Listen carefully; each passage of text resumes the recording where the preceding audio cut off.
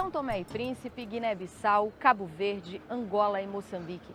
Esses 5 países têm em comum, além da língua oficial português, uma independência tardia, que só se concretiza na metade da década de 1970.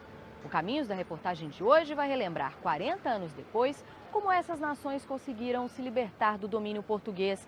Nossa equipe de reportagem esteve em Angola, Moçambique e em Cabo Verde e ouviu ex-combatentes, pesquisadores e a população local que nos contaram histórias do passado e nos falaram sobre os desafios para o futuro.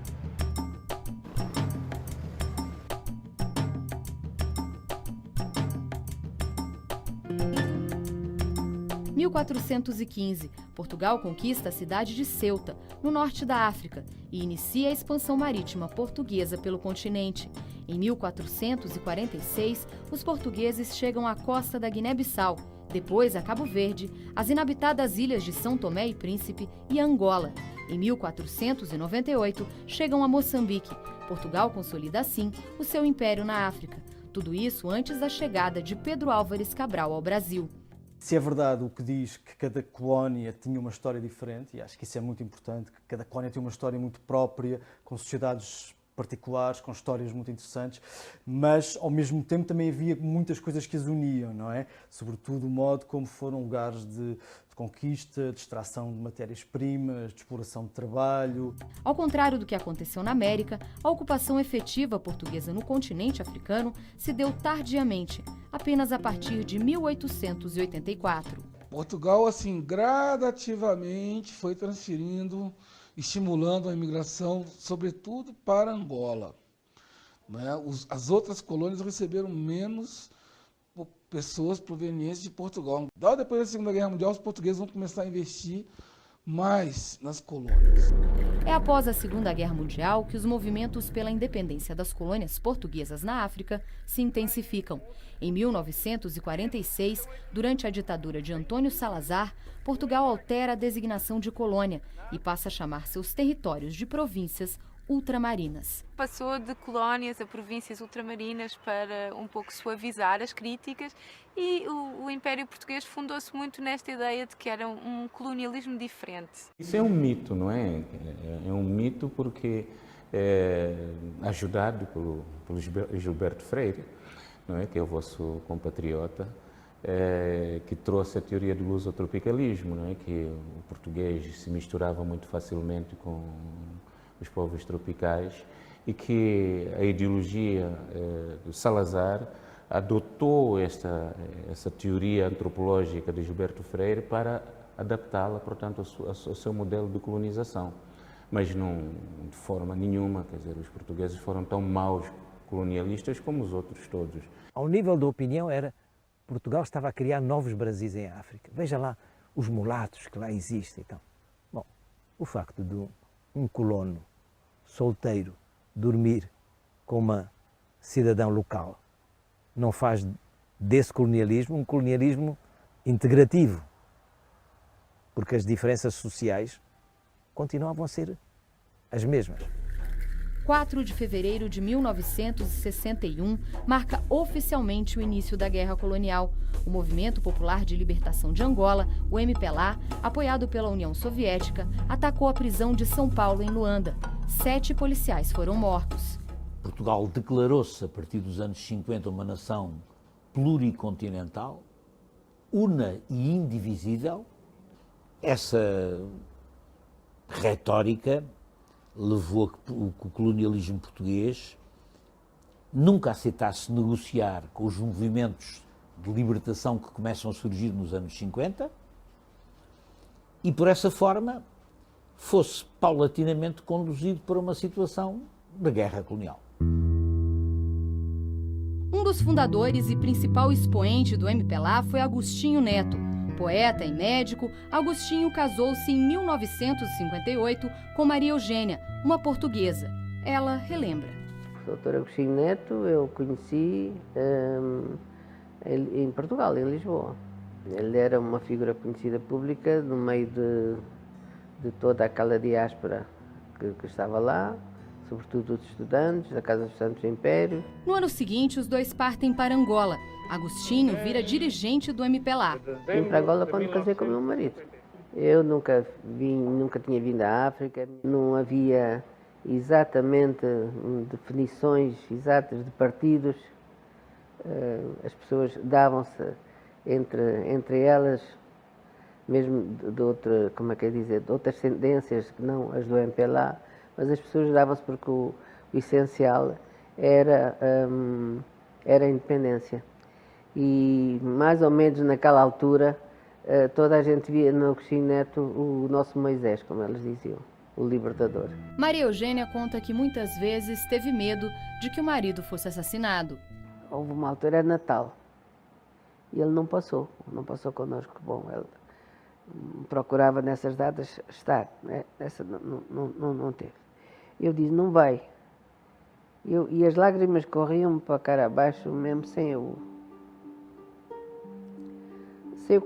poder conter. Eu não sabia porquê. Eu dizia, não vai. Ele tem que ir. Por um triz, tinha-lhe preparado uma coisa para o matar.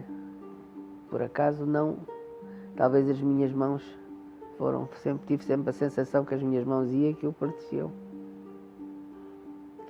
Dessas coisas que a gente não sabe explicar. E recorda as inúmeras prisões de Agostinho. O meu marido foi preso diversas vezes e eu sempre fui a pessoa, quase a única, a apoiá-lo.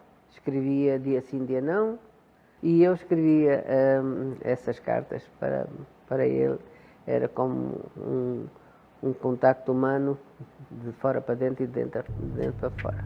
As lembranças da prisão ecoam na memória de Justino, que também lutou pela independência de Angola. Ele conta que foi preso várias vezes, mas nunca sentiu medo.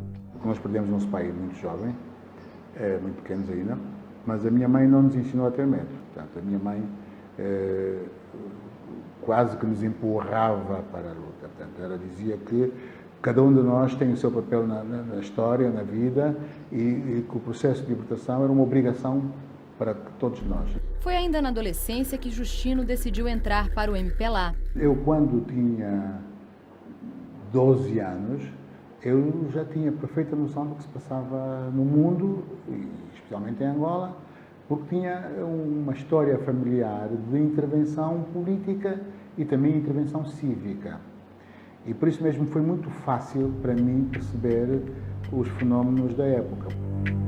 Em 1961, quando começou a luta em Angola, eu perdi um tio, o irmão da minha mãe foi morto pelos portugueses, e a minha própria casa também foi invadida pela tropa portuguesa, e por isso mesmo foi fácil de perceber que o meu lugar era do lado da luta e não do lado da indiferença.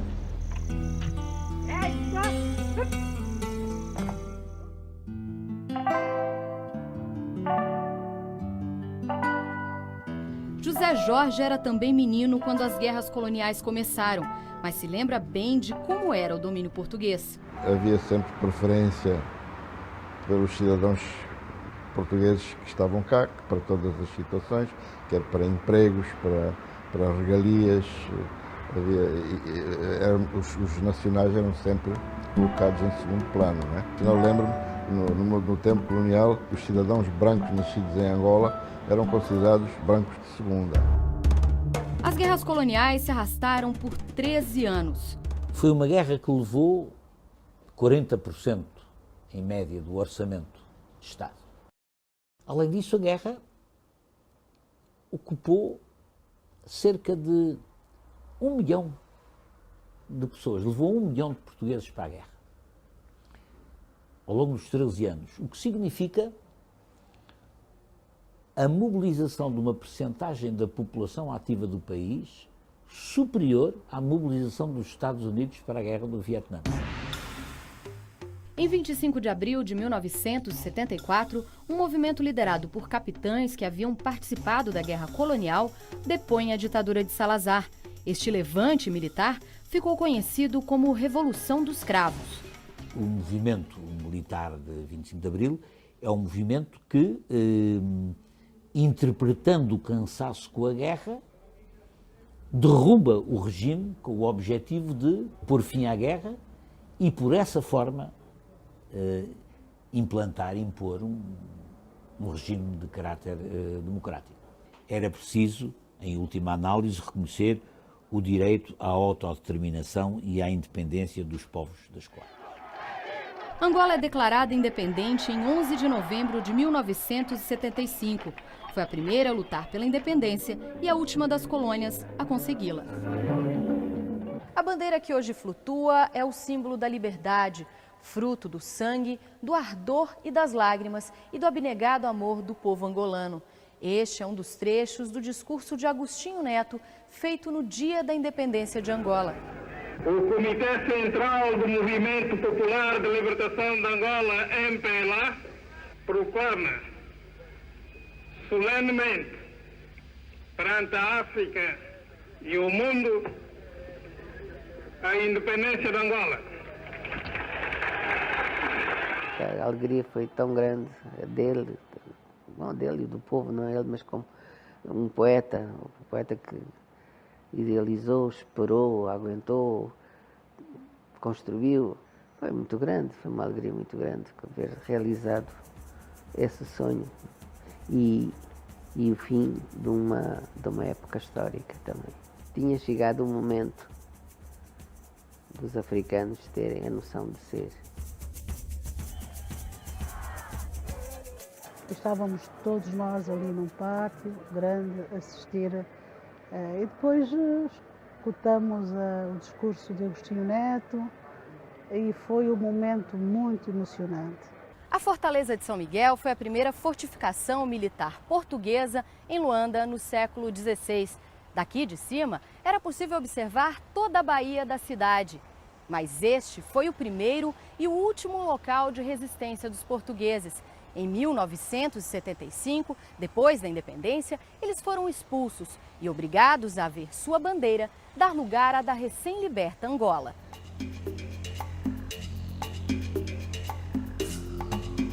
E em 75, em Portugal, dá-se a história dos retornados, do regresso dos retornados, que foi cerca de 500 mil de pessoas que vieram das colónias até Portugal, que era um país que para muitos deles nem sequer conhecia, ou seja, eles eram de origem portuguesa, filhos de portugueses ou netos de portugueses, mas já tinham nascido e crescido em África. Francisco é angolano, mas de família de portugueses. Topógrafo, ele teve que deixar Angola depois da independência.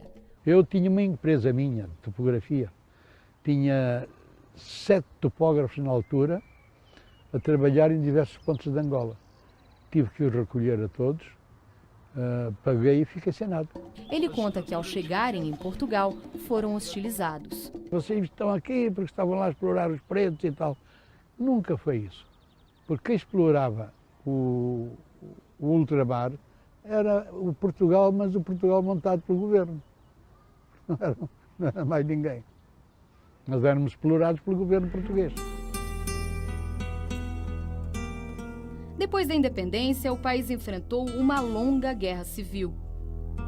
3 movimentos disputavam o poder. O Movimento pela Libertação de Angola, o MPLA, financiado pela então União Soviética e Cuba, a UNITA, União pela Total Independência de Angola, financiada pela África do Sul, e a Frente Nacional de Libertação de Angola, FNLA, que perde força logo nos primeiros anos da guerra. Porque as superpotências, à época existente, não queriam perder o controle de Angola, que é um país riquíssimo em petróleo, em diamantes, e, portanto, a disputa de Angola foi uma disputa muito duradoura. Em 1975, o MPLA assume o poder, tendo Agostinho Neto como seu primeiro presidente. Todos os contrários a ele são considerados dissidentes e perseguidos. É dissidência.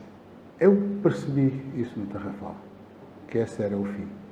Porque percebi que havia muito problema acumulado, muita falta de entendimento. Havia pessoas que tinham como objetivo apenas a independência. Eu não tinha como objetivo apenas a independência. Eu tinha como objetivo a independência e transformações sociais que nos levassem a uma maior liberdade. Em 27 de maio de 1977, uma tentativa de golpe ao governo de Agostinho Neto acaba no maior massacre ocorrido em Angola. Esse é um fato emblemático na história recente de Angola, pós-independência, né? Havia aí um grupo de militantes do MPLA, liderado por Nito Alves, que queriam uma orientação política diferente. E houve, de fato, uma ameaça de golpe por parte deles. E a repressão se fez assim de uma forma assustadora.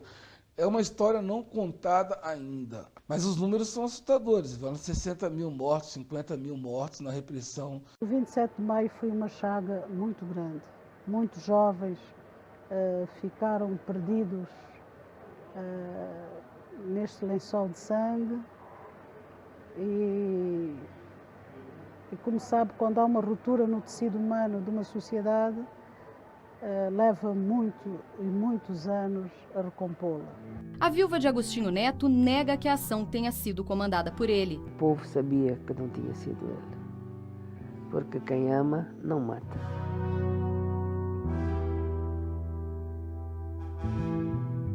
A Guerra Civil atingia todos os angolanos, até quem não militava por nenhum dos dois grupos. José Domingos perdeu um irmão em um confronto entre a UNITA e o MPLA. Houve uma guerra que a UNITA e o MPLA se encontraram. Então, naquele mesmo momento, atacaram outro carro onde estava meu irmão. Foi daí que ele faleceu e eu quero saber que existe uma guerra. Ele conta que a família tinha que se mudar sempre por causa da guerra. Guerra que, quer dizer, as pessoas não tinham um bom sossego. Às vezes fugíamos de um sítio para o outro, porque estamos nessa província, tendo lá a guerra intensa, então vamos para outra província. Ficamos naquela província, estamos vendo que não está dando certo também, vamos para outra. Vimos que o meu irmão foi atacado pela UNITA e acabou por falecer. Nós também temos medo que também podemos ser atacados. O brasileiro Luiz Alberto chega em Angola em 1981, também durante a guerra. Um país que estava em guerra, recém feito a independência, mas em guerra interna, tudo era controlado. Você não podia usar a máquina fotográfica porque era proibido.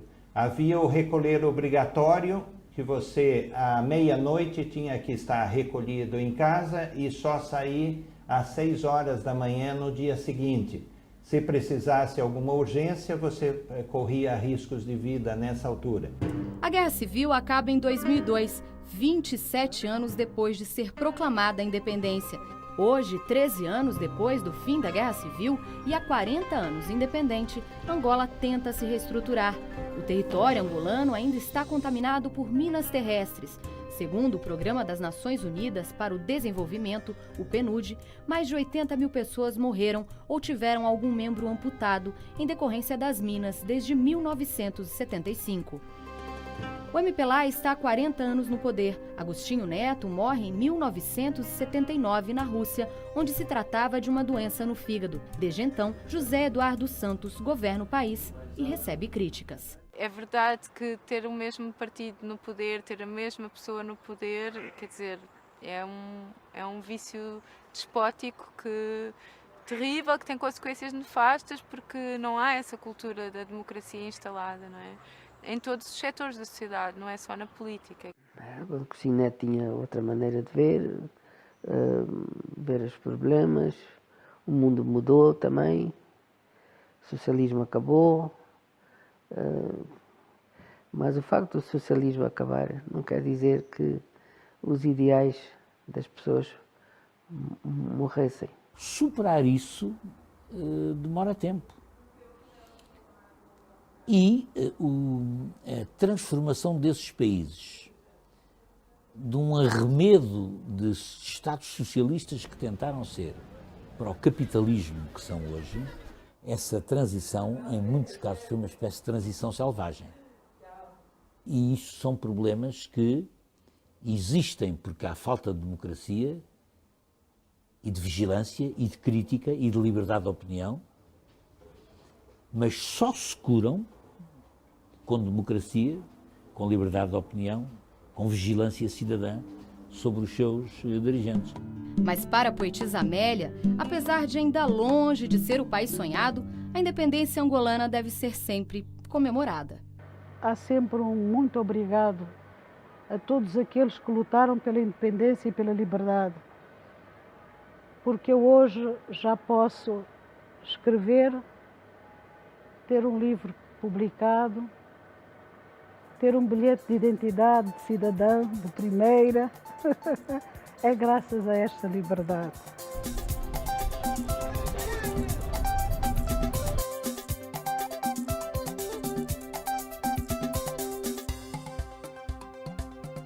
E no próximo bloco, a independência de Moçambique contada por um de seus ex-combatentes e pelos olhos de seu maior escritor, Mia Couto. Voltamos já.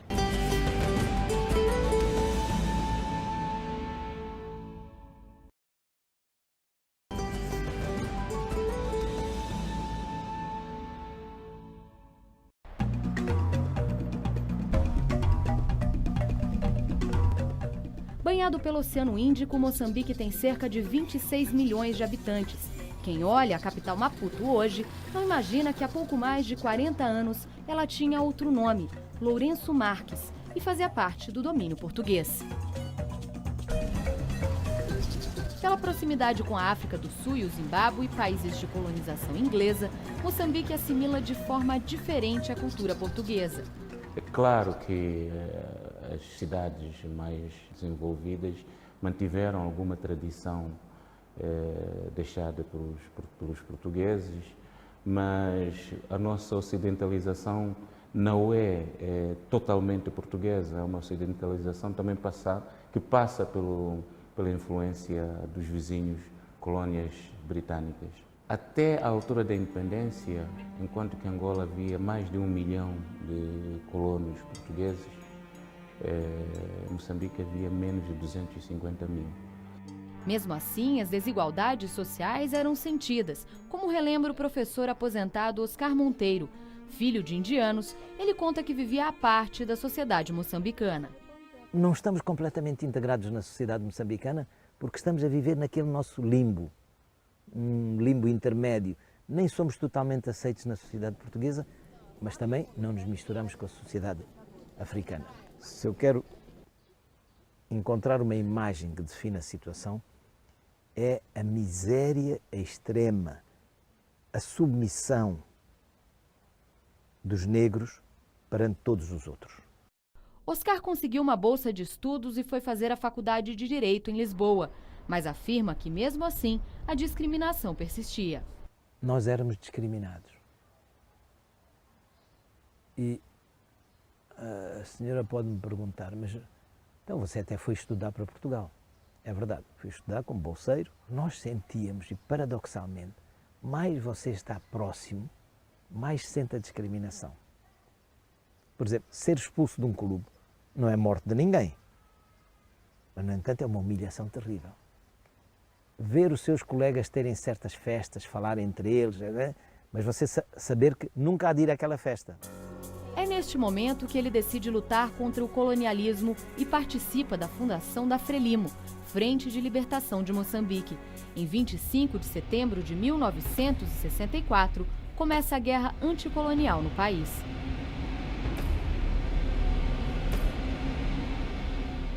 Alguns dos movimentos que tinham participado na fundação da Frelimo tinham já uma certa base no campo.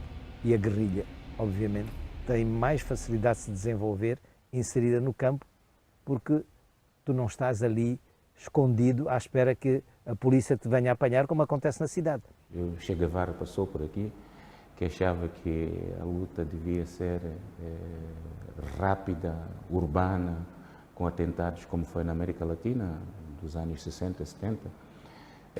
Mas a teoria que a Frelimo adotou a seguir ao segundo congresso, o primeiro congresso foi em 62, o segundo congresso foi em 67,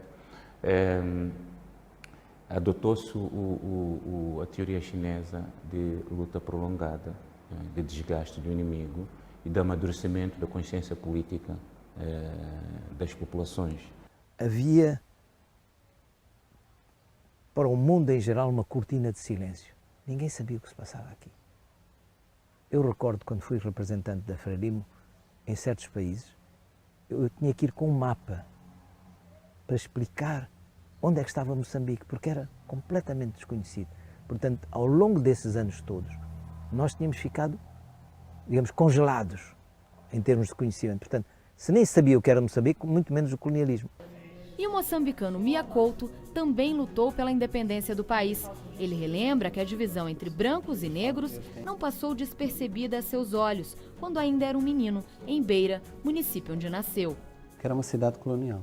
Portanto, ali naquela rua que passava em frente à minha casa, aquilo não era uma rua, aquilo era uma fronteira. Não é? Ali ficavam os negros, a África, deste lado ficavam os brancos, a Europa. Não é? Portanto, sempre fomos... aprendemos sem nunca nos ter sido dito que era preciso vencer aquela fronteira e que só seríamos felizes se pudéssemos estar de um lado e do outro. Mia se muda para Maputo e adere aos movimentos de libertação nacional. Eu vivia nesse núcleo e eu saltei para o mundo. Pela primeira vez percebi que havia essa coisa maior, né? Passei um pouco mal, primeiro porque eu sabia que eu não vinha estudar, era quase uma mentira. Eu vinha lutar pela independência, eu vinha fazer de conta que eu estava estudando, mas eu queria juntar-me ao movimento estudantil, depois, através disso, ao movimento da independência. No início dos anos 70, depois de 1 ano e meio vivendo na capital moçambicana, Mia entra para a Frelimo. O movimento da independência era um movimento clandestino e altamente reprimido. E eu vinha de uma história que o meu pai foi preso também e o meu pai depois ficou desempregado e passamos um período muito difícil na nossa vida. Eu tive um tempo de militância na clandestinidade mesmo. E aí pediram para eu continuar a fazer de conta que estudava, coisa que eu já fazia muito bem, né? Mas que depois deveria infiltrar, o termo era esse, infiltrar um órgão de informação, um jornal. E aconteceu então que eu tornei-me jornalista por esta razão. Não é? O governo provisório português, instaurado depois da Revolução dos Cravos, propõe um cessar-fogo e um plebiscito geral para que o povo, inclusive os portugueses que viviam em Moçambique, decida pela independência ou não do país. Samora Machel, considerado o maior líder da libertação, nega o acordo e afirma que a paz é inseparável da independência. As negociações seguem até que, em 7 de setembro de 1974, em Lusaka, na Zâmbia, o governo português e representantes da Frelimo assinam um acordo. O documento dizia que o Estado português, tendo reconhecido o direito do povo de Moçambique à independência, faz a transferência dos poderes que detém sobre o território. Determina que a independência completa de Moçambique será solenemente proclamada no dia 25 de junho de 1975.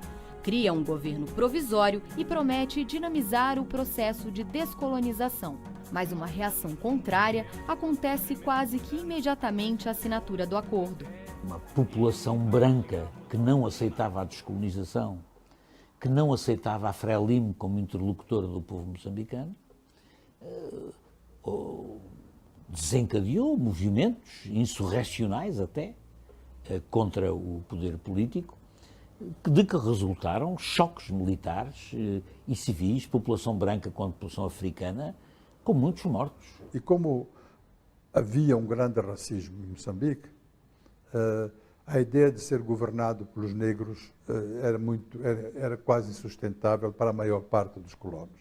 E daí que os colonos, por um lado, em alguns casos até sabotaram algumas situações, mas fundamentalmente abandonaram rapidamente o país. O que está por detrás disso não são os pequenos acontecimentos.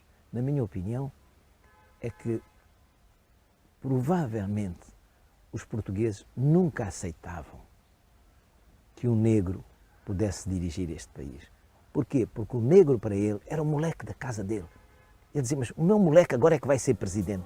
E em 25 de junho de 1975, Samora Machel faz o discurso mais esperado pelos moçambicanos, que lutaram por mais de 11 anos pela independência. O Comitê Central da Frelimo proclama solenemente A independência total e completa de Moçambique. A recordação mais emocionante que eu tive do dia da independência foi ver baixar a bandeira portuguesa pela última vez no meu país e subir a bandeira moçambicana da independência. Esse foi um momento realmente inesquecível na vida.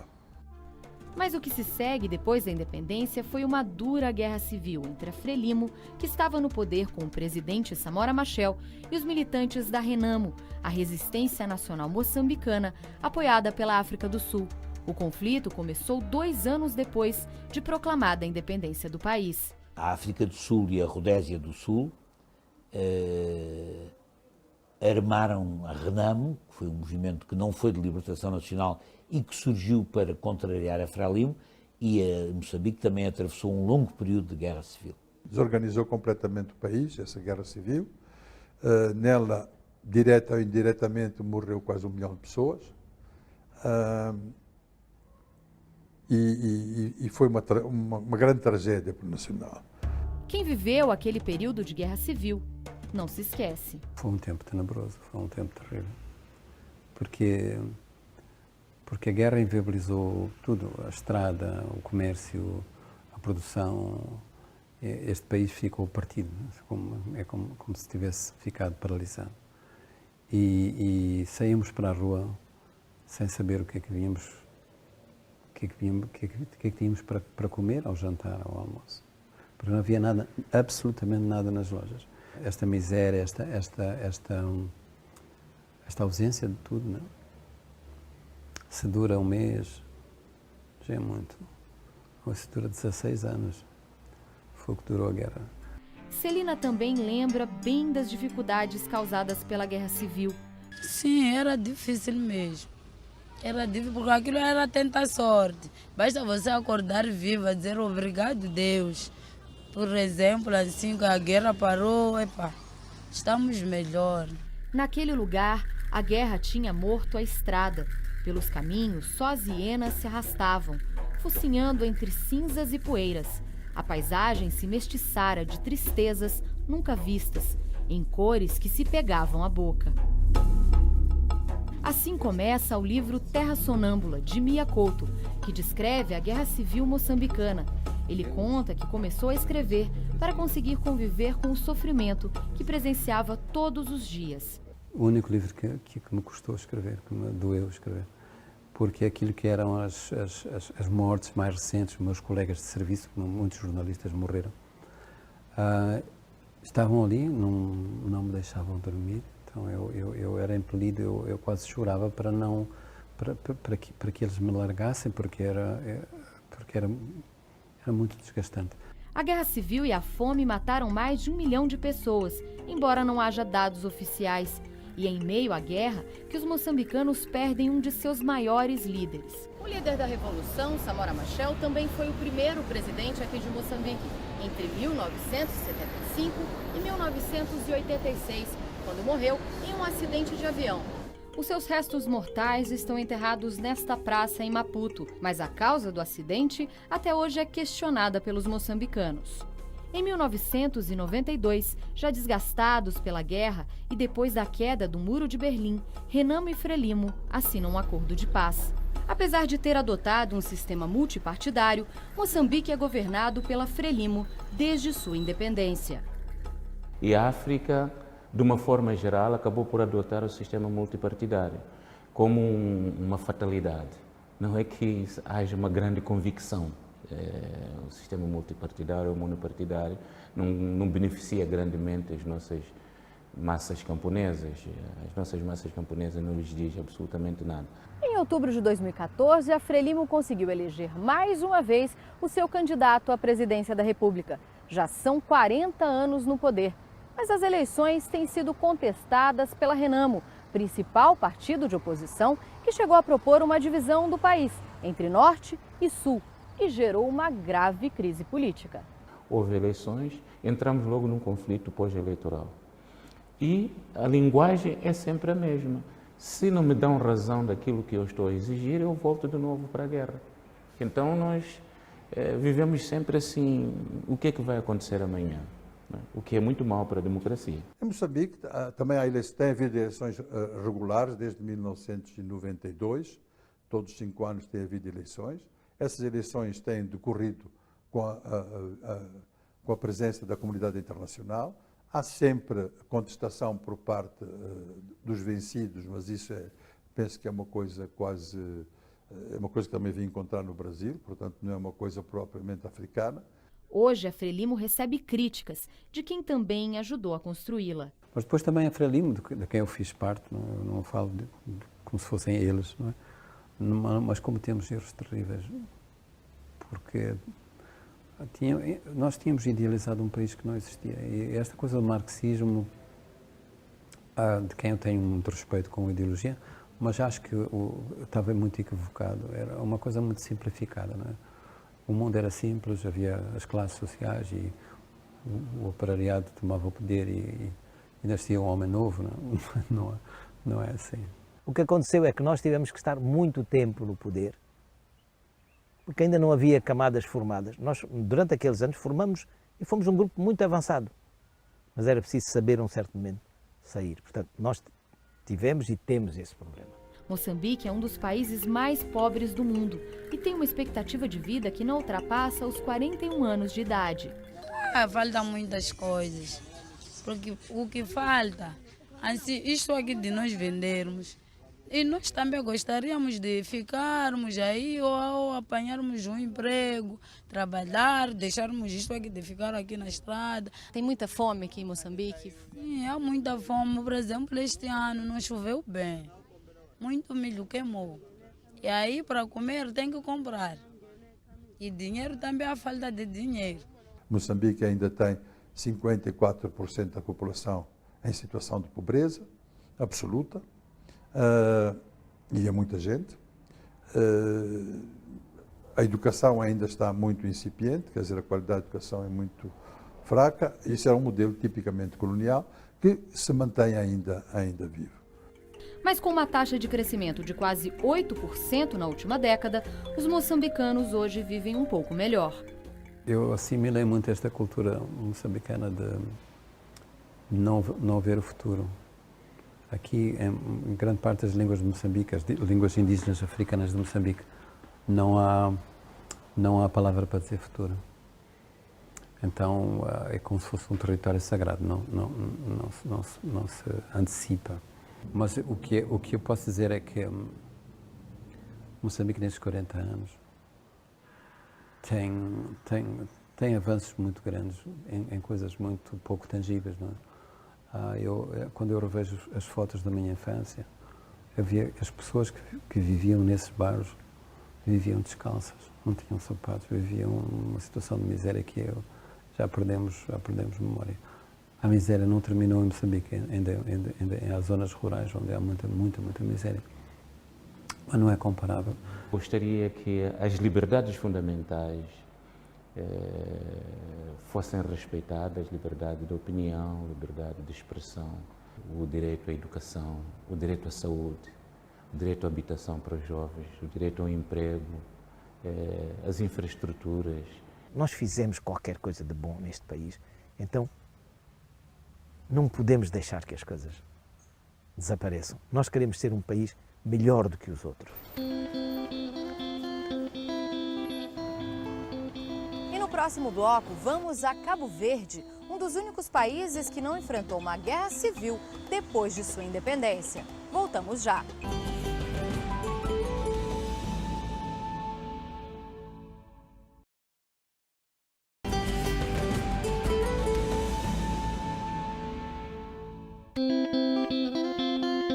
São Tomé e Príncipe e Cabo Verde. Em comum, o fato de serem países insulares e os únicos a não terem passado por uma guerra civil logo após a independência. São Tomé e Príncipe é composto por 2 ilhas principais e várias ilhotas, habitadas por uma população de cerca de 160 mil habitantes. Nesse território de São Tomé e Príncipe, seria muito difícil conseguir fazer um movimento de guerrilha, porque a chance da repressão derrotados era enorme, eles não tinham muito para onde fugir. Agora, desde 1960, portanto, no mesmo momento em que está acontecendo nas outras colônias, surge lá em São Tomé e Príncipe o movimento de libertação de São Tomé e Príncipe, que reivindicava a descolonização. Só que, diferentemente dos outros, eles não tinham condições militares, né, e nem seria razoável estabelecer uma guerrilha em um território tão pequeno. Então eles vão partir para uma iniciativa política de contestação do colonialismo. Em 12 de julho de 1975, o poder foi entregue ao Movimento de Libertação de São Tomé e Príncipe. Na também insular Cabo Verde, o processo para obter um governo próprio foi diferente. A então colônia se aliou à Guiné-Bissau e um movimento único foi criado para representar os dois países, o Partido Africano para a Independência da Guiné e Cabo Verde, o PAIGC. Pedro Pires foi uma das lideranças do partido e relembra. Razões não faltavam, porque a dominação colonial nega ao colonizado o direito de ter o seu próprio Estado, nega ao colonizado os seus direitos mais elementares, porque o colonialismo é baseado na discriminação racial, no domínio racial de certa forma. E é nessa base que nós nos organizamos, ou seja, as gerações dessa época organizaram-se em partidos políticos, em movimentos da libertação nacional e organizaram também a luta da libertação.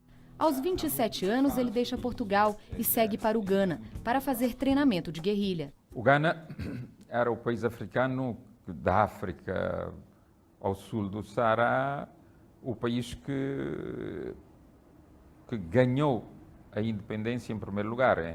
Portanto, é uma referência. E também era o país, o governo, que dava apoio e estimulava a luta de libertação nacional nas colónias. Depois vai para a Guiné e se junta aos militantes do PAIGC. Ao seu lado estava o cabo-verdiano Amílcar Cabral, o idealizador do movimento. Eu, quando cheguei na Guiné, já encontrei um partido organizado, que é o PAIGC, sob a liderança de Amílcar Cabral. Eu não fiz mais do que integrar-me como membro desse partido e participar no trabalho, na ação desenvolvida pelo partido.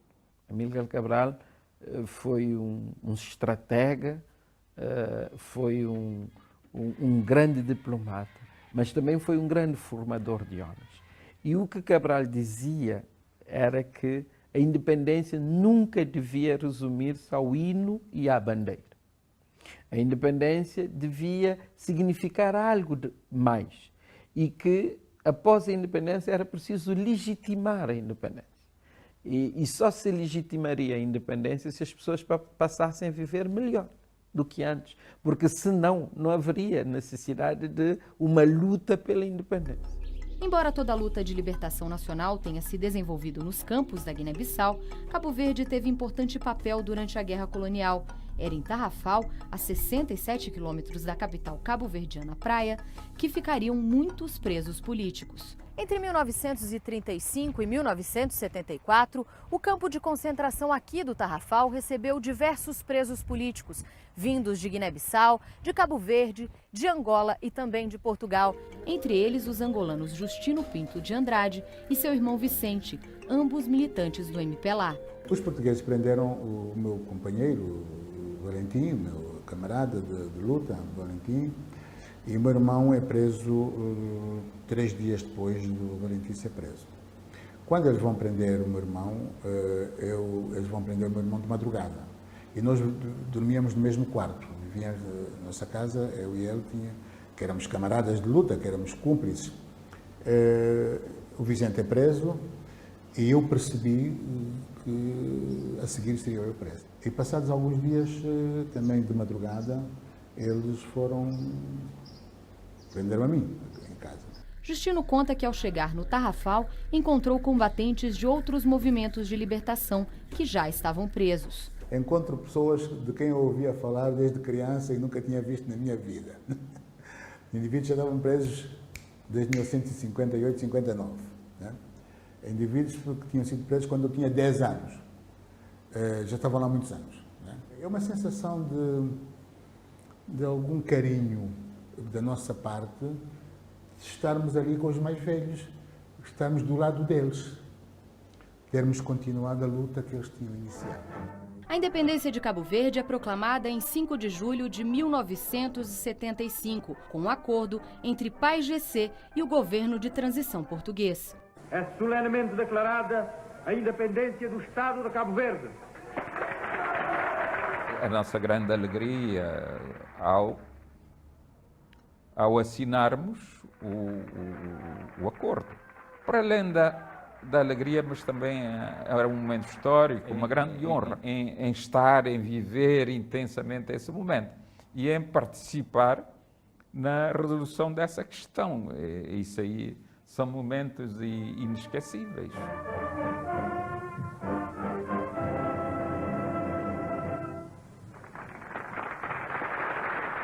E agora? A pergunta é essa. E agora, já temos tudo isso? O que é que vamos fazer? A responsabilidade era muito maior.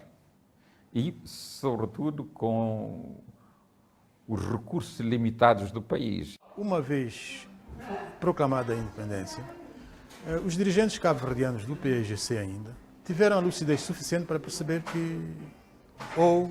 para perceber quando é que estava a razão fundamental pela luta da nossa independência.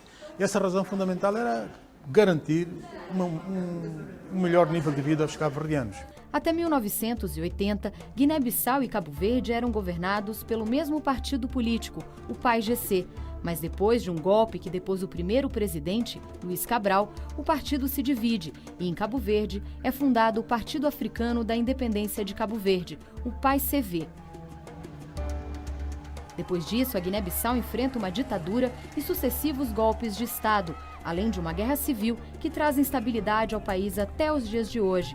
Cabo Verde vive o oposto e é um dos únicos países das ex-colônias portuguesas, juntamente com São Tomé e Príncipe, a não ser palco de guerra pós-independência. Em 75, quando Cabo Verde assume a independência política, apesar que o país não começa na democracia, de certa forma já é um progresso, porque a governação passa a ser dominada, passa a ser controlada pelo povo. O que permitiu que enquanto noutros países meios importantes, recursos importantes eram gastos para a guerra ou para uma consolidação do Estado, até um certo Estado policial e totalitário, se você quiser. Aqui em Cabo Verde, parte importante desses recursos foram investidos na educação e na saúde, de tal forma que os 40 anos que hoje nós somos reflete, em grande parte, aquilo que nós conseguimos ser desde 75. Numa época em que não havia universidades em Cabo Verde, o governo apostou em parcerias para melhorar a formação profissional da população. José Maria, hoje primeiro-ministro do país, foi um dos beneficiados com a Bolsa de Estudos no exterior. Eu tive a sorte de ser um dos selecionados, dos primeiros para irem à Fundação Getúlio Vargas, na altura, que tinha garantido 3 bolsas a Cabo Verde. E foi a melhor coisa que me aconteceu. A cientista política Roselma também estudou no Brasil. O Brasil tem uma cooperação muito forte com Cabo Verde há muitos anos para a formação de quadros. Eu fui uma das contempladas em 94 para fazer uma graduação na UNB. Acho que o Brasil, para o imaginário do cabo-verdiano, é aquela colônia portuguesa que eu diria deu certo porque tem recursos naturais, é a 7ª economia mundial e tem muita afinidade cultural. O maior número de estudantes estrangeiros em cursos de graduação no Brasil vem de Cabo Verde. Kathleen decidiu estudar Relações Internacionais na Universidade de Brasília em 2010. Ela revela que o sonho de morar no Brasil era antigo. Foi desde pequenininha, tive a influência, tenho uma tia postiça que é brasileira, então eu sempre tive contato com um pouco da cultura daqui, a feijoada e tal. E aí com 9 anos eu vim para cá. Quando eu voltei, eu falei, mãe, eu vou estudar no Brasil. Para os cabo-verdianos é muito enriquecedor. Você viveu uma realidade você vai para outra, você aprende as coisas dessa realidade. É uma forma de você ver também o que você aprendeu aqui que pode melhorar lá. Os pais que ficaram em Cabo Verde contam que apoiaram a decisão da filha. Para mim foi uma coisa natural, porque também estudei fora. Eu tive uma bolsa de estudo e quando terminei o secundário aqui, fui para os Estados Unidos fazer o curso de eletrónica. Ela queria fazer relações internacionais. Eu é que aconselhei esta formação na Universidade de Brasília. Eu sabia que tinha uma certa projeção internacional e tudo. A qualificação profissional dos cabo-verdianos é vista como uma das principais forças para a mudança do país. Em 75, praticamente 80% dos cabo-verdianos eram pobres e analfabetos. E eliminamos o analfabetismo. Hoje, todas as crianças em idade escolar estão nos estabelecimentos de ensino. Temos escolas em todas as ribeiras, em todas as ilhas de Cabo Verde. Do ponto de vista económico e social, o país cresceu, há novas gerações, há pessoas com mais formação, mais instruídas, portanto, tudo é diferente do dia da independência, completamente diferente. Apesar desse avanço, ainda há muito para se conquistar. Nem todos os problemas foram resolvidos. Por exemplo, uma questão das desigualdades sociais. Sim, esse problema está ainda por resolver. Temos ainda alguma desigualdade na distribuição do poder. Temos taxas elevadas de desemprego. E temos esses desafios. Fizemos um grande percurso, mas ainda temos um longo caminho pela frente. Embora tenham em comum a colonização portuguesa, os 5 países, Cabo Verde, São Tomé e Príncipe, Guiné-Bissau, Moçambique e Angola, têm orgulho de suas características que os tornam únicos. São mais as diferenças do que as semelhanças. E o que eu posso apontar como algumas linhas de continuidade entre estes países, de facto, é a questão da língua. Há uma larga percentagem de gente que não tem o português como língua materna e portanto, não aprendeu a escrever. As escolas não ensinam essas línguas. Então, significa que essas pessoas não estão perfeitamente à vontade na língua portuguesa. Eu nasci antes da independência, mas eu sou angolano. Porque o nascer antes ou depois, para mim, não é o que define. É, de facto, o sentimento da pessoa. Seguramente, o tempo vai permitir a constituição de forças sociais e políticas capazes de os fazer reencontrar os caminhos da independência. A democracia ainda é a única forma que os povos têm de poder partilhar, interagir e viver com mais dignidade. Lutar pela nossa dignidade, lutar pela nossa liberdade, lutar para que sejamos cidadãos plenos no nosso país, isso não tem preço.